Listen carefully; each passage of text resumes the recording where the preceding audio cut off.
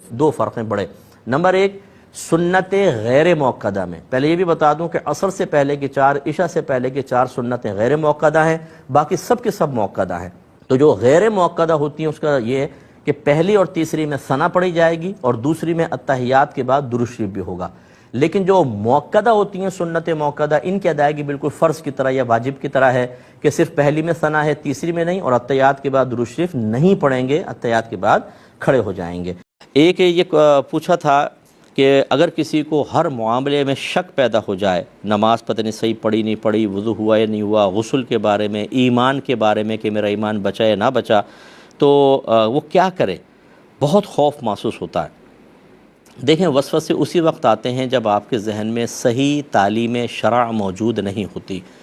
ہمارے گھروں میں رواج ختم ہو گیا ہے کہ باقاعدہ بچوں کو نماز سکھائی جائے، ایمانیات کے بارے میں بتایا جائے، کفر و شرک کی تعلیم دی جائے، یعنی یہ بتایا جائے کہ کفر کیا ہوتا ہے، شرک کیا ہوتا ہے، ہمیں کیسے اس سے بچنا ہے، اللہ کی توحید کے بارے میں بتایا جائے۔ یہ چیزیں اب ختم ہو گئیں، لہذا ہم تھوڑے تھوڑے بیانات سن کر مسجد میں چند چیزیں سیکھ کر بڑے ہو جاتے ہیں، اور ناقص معلومات کی وجہ سے پھر شیطان وسوسے ڈالتا ہے۔ تو میری گزارش یہ ہے کہ ان وساوس سے بچنے کا پہلا طریقہ تو یہ ہے کہ آپ ان تمام کے بارے میں علوم حاصل کریں۔ جیسے طہارت کے بارے میں کوئی اچھی کتاب پڑھ لیں، میری پڑھ لیجیے گا۔ اس کو پڑھنے کے بعد جب آپ غسل کے تمام مسائل پڑھ لیں گے اور اس کے مطابق آپ عمل کر رہے ہیں، تو وسوسہ کیوں آئے گا؟ وسوسہ آتا ہی اس وقت ہے جب آپ کے ذہن میں غسل کے مسائل نہیں ہوتے، آپ کہتے ہیں پتہ نہیں غسل ہوا نہیں ہوا، کیونکہ آپ کو اصل مسئلہ تو معلوم ہی نہیں، نماز ہوئی نہیں ہوئی کیونکہ آپ کو نماز کے مسائل نہیں پتہ، آپ کو ایمان کے بارے میں نہیں پتہ کہ ایمان ہوتا کیا ہے، زوال ایمان کا مفہوم کیا ہے، ایمان ضعیف کیسے ہوتا ہے، قوی کیسے ہوتا ہے، یہ تفصیلی معلوم نہیں۔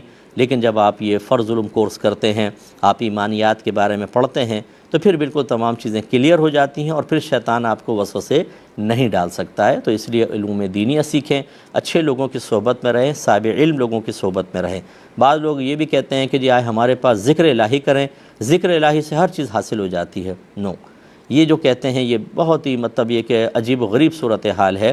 ذکر کرنے آپ 100 سال ذکر کرتے رہیں، اگر آپ علم دین نہیں سیکھیں گے، حرام و حلال کے مسائل آپ کو پتہ نہیں ہوں گے، غسل و وضو اور ایمانیات کے بارے میں آپ نہیں جانیں گے، تو کیا صرف ذکر کرنے سے تمام علوم حاصل ہو جاتے ہیں؟ جو اس بات کا دعویٰ کرے تو پھر جو آپ کے ساتھ ذکر کرتا ہے، جس نے نہیں سیکھے اس کو ہمارے سامنے لے کر آئیں، ہم دائرہ ادب میں رہ کے چند کویسچن کریں گے، بیسکس بتا دے تو آپ ہمارا نام بدل دیجیے گا۔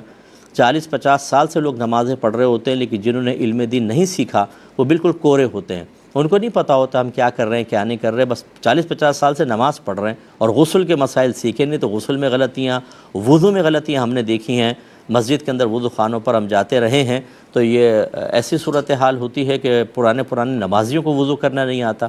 وجہ کیا ہے؟ سیکھا نہیں ہے۔